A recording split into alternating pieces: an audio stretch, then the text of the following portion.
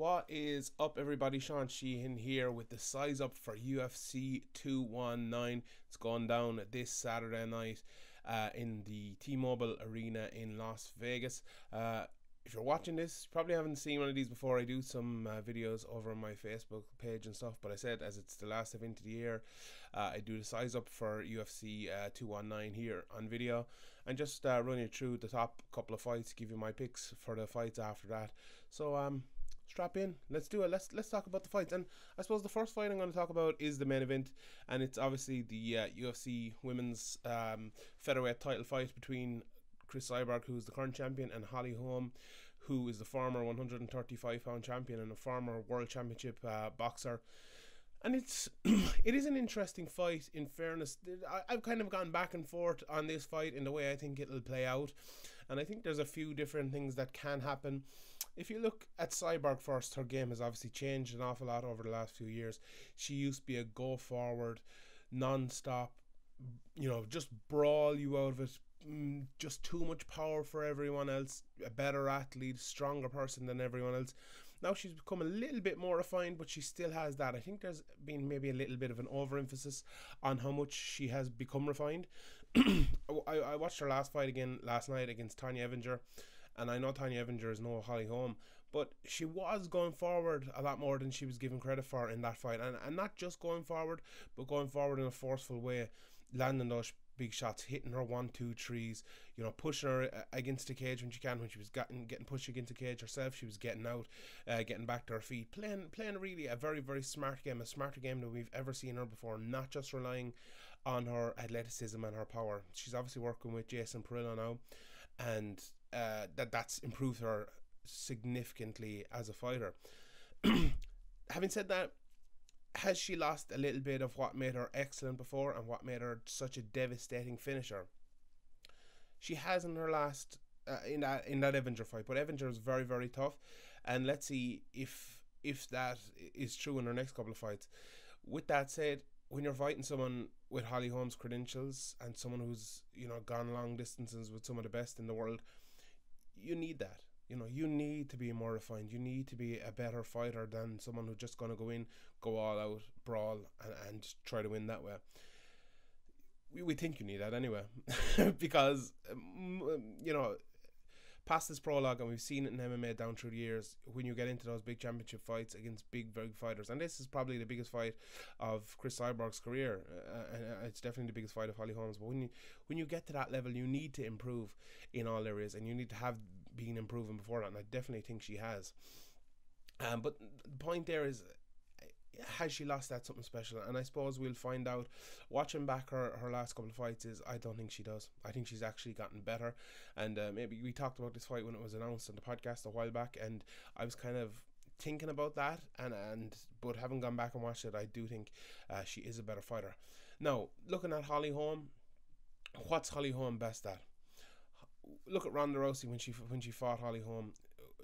When Ronda bulldozed her, went in, like a bull, she was able to pick her off, land her left hand down the pipe, step out, land her high kicks when Ronda got into range, dodge all her shots.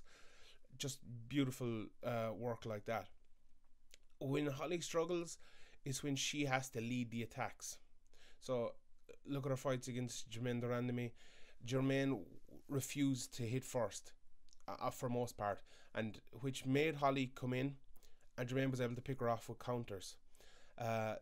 That's something that I'm not sure will materialize against Cyborg, which is very, very interesting, because if Cyborg fights in her usual manner and she goes forward and presses the action, that's what Holm wants.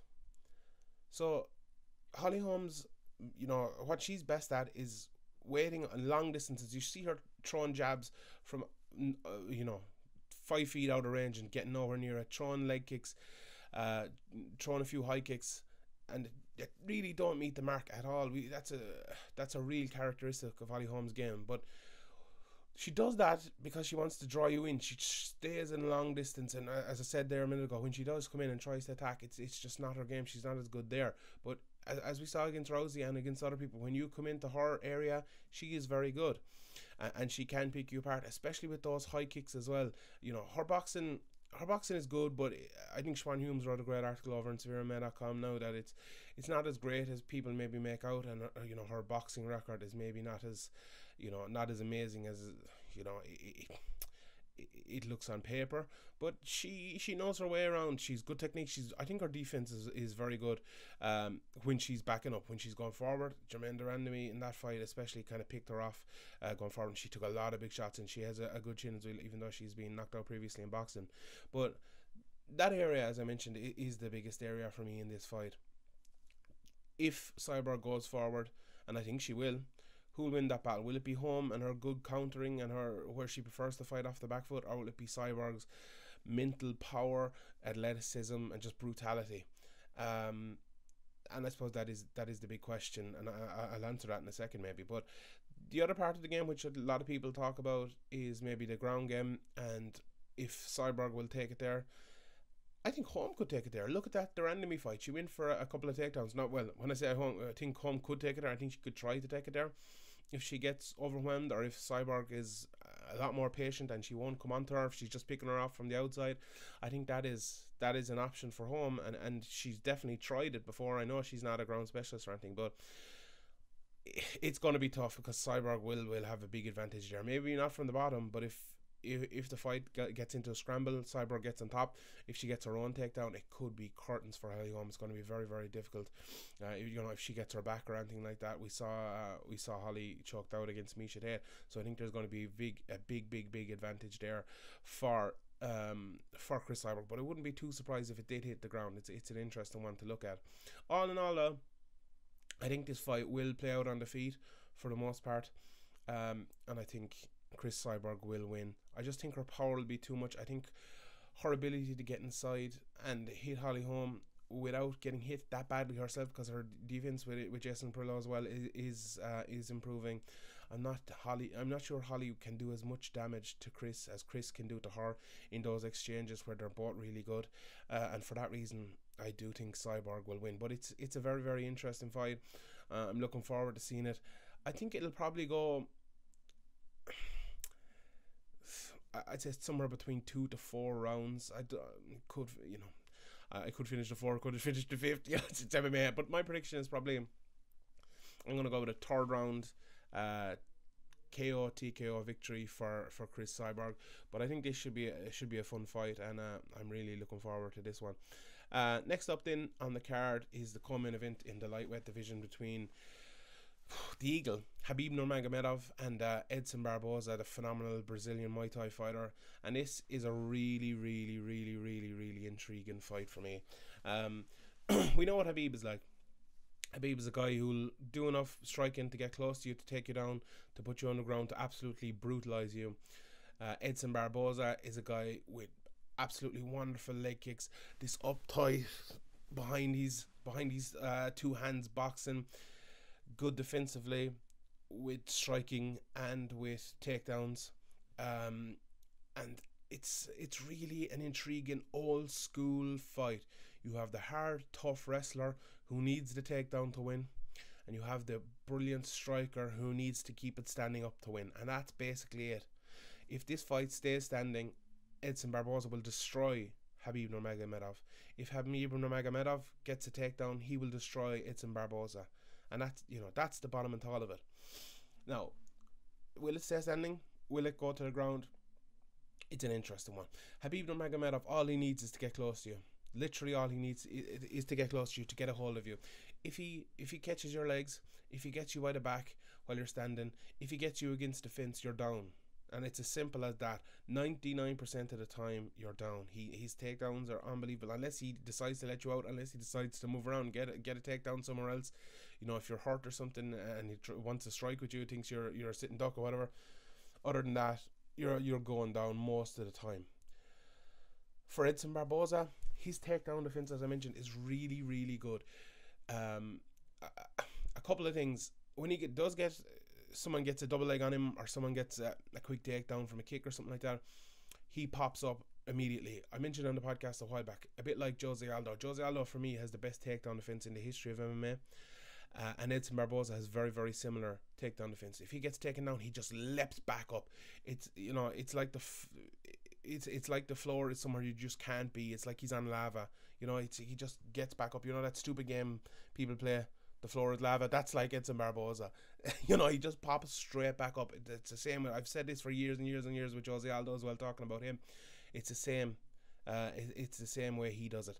Just absolutely phenomenal. You know, I think other people, I was watching a while back, Dan Hardy, I think, talk about it as well, about Edson Barboza's thing, and he did a very good breakdown of that, so have a look at that. And he mentioned that point as well about the takedown defense. But the other point then is the kicks, and I suppose most people, when they look at kicks, they look at, you know, a way, kicks against a wrestler, a way to get taken down.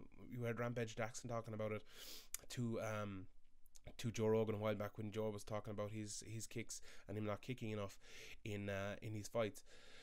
Barboza has very interesting kicks because, and I'll take you back to something Conor McGregor said as well after his Chad Mendes fight, I believe.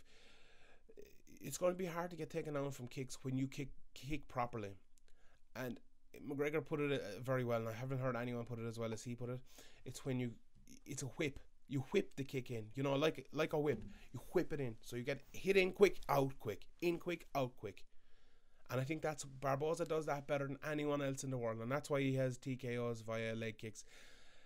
That's why he is so excellent at it, because he can throw those kicks with confidence of not getting taken down, and he can throw them as hard as he wants, and he knows most of the time he's not getting taken down.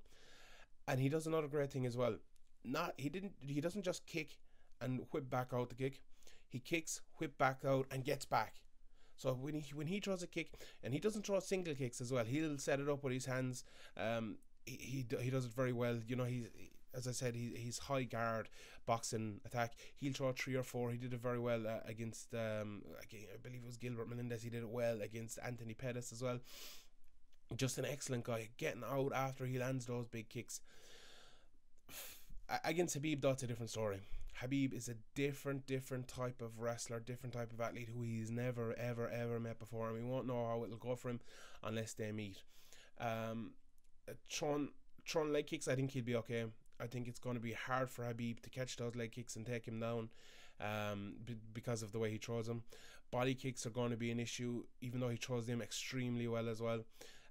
If Khabib can catch a body kick or catch him turn and get him around by the back, pull him down, it's going to be, you know, it's going to be curtains, as I said, for Edson. If he throws a high kick, if he throws that turning kick where he gives up his back, it's going to be very hard for him not to get taken down as well. So I think in this fight, Barboza needs to be wary of his game plan. He needs to throw low kicks. He needs to box. He needs to move around, stay off the fence at all costs, and stay away to win this fight. But for Khabib, he needs to do the opposite. He needs to push him against the fence. He needs to catch those kicks. He needs to stay out of range when he can't get right into range. So he has to be all the way out or all the way in. I think Khabib has to be in this fight. He can't be in kicking range. He can't let Edson tee off on those kicks, because we've seen it recently. You know, we saw it. Mark Diakese fought not too long ago, absolutely ate up with leg kicks and lost the fight because of that. We saw it with Rafael dos Anjos against Robbie Lawler. We've just seen it over and over and over, especially this year. Those low calf kicks are becoming excellent, and Edson throws them a bit higher, but I guarantee you he's throwing those low calf kicks now. He's thrown them before, and he's seen other people throw them, the effectiveness of them, and he will throw them, I guarantee it. So Khabib needs to stay out of range for them.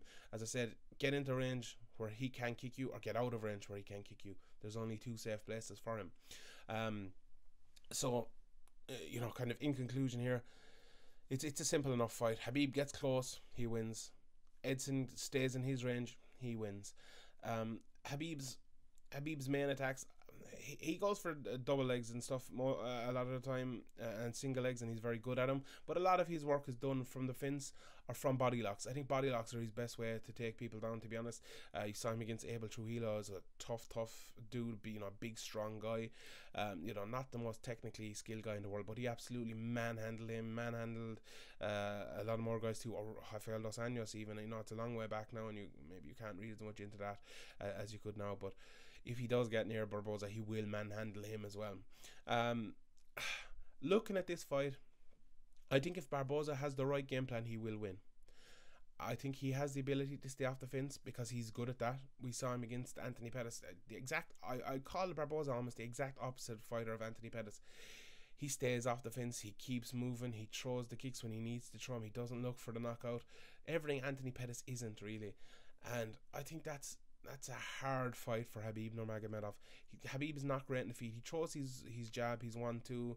He can land shots when he needs to, in fairness to him, but he's not someone who plays an overall game of striking. He doesn't need to. He's just so good on the ground. But if he can't get it to the ground, that's big problems for him. And I think Barboza is a bad matchup for him.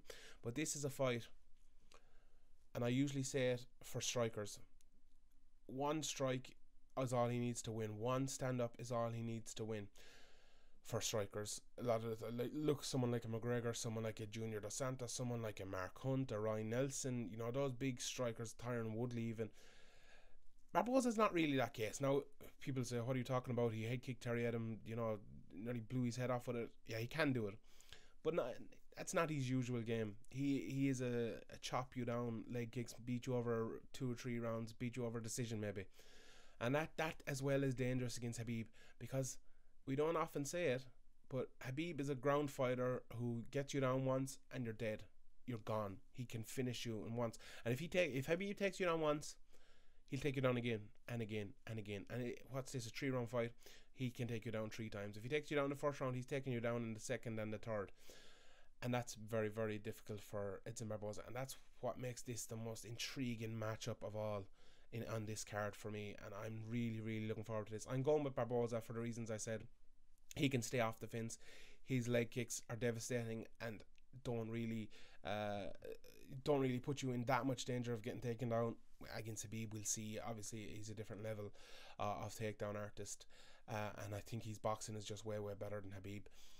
But it's a really intriguing fight. All Khabib needs is one takedown, and I think if Khabib can get that takedown, he can win it. But I'm definitely going with Barboza here. I just think his striking will be too much for him. After that, then Cynthia Calvillo versus Carla Esparza is the big fight on this one.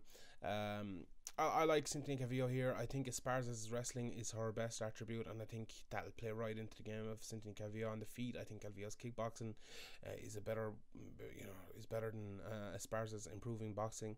But I think on the ground, I do think that Calvillo will use her transitions, probably get a submission there over Esparza. Carlos Condit then against Neil Magny. I'm going to go with Magny here. I just think Carlos Condit might be a little bit past his best, and wrestlers were always his kryptonite. I think Magny as well is a long rangey guy, and Carlos Condit's a long rangey guy as well, and he uses that relatively well with his kicking and stuff from the outside. I think if Magny can win that battle, and if he can get wrestling, or even if he can stay even enough to get into the wrestling domain, I think he can win it. Carlos Condit's very good off his back, and he could get the submission. I wouldn't be surprised, but I'm picking Magny here over a 3-round decision. Dan Hooker then and Mark Diakese is the final fight on the main card. I like Diakese here. I think Hooker's a well-rounded guy. He might go for a couple of takedowns. He's a good kickboxer as well, but I think Diakese is just a different level of athlete, and I think he'll bounce back here from his loss last year and take that win. On the undercard then, I like Khalil Rountree, Lewis Smolka, Daniel Vittori and Tim Elliott, but the most exciting fight on that undercard for me is Miles Jury against Rick Glenn.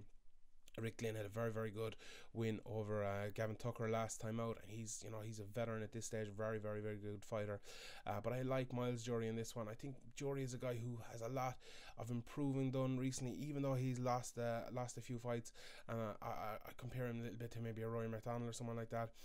And I think if he can put it together, he can definitely win here. So look forward to this card on the weekend. Let me know what you think of this video. If you want to see a few more, and I might do them for the next couple of cards as well. Let me know. Sean Sheehan at Sean Sheehan BA over on Twitter. Follow SevereMMA as well. And thanks very much for watching.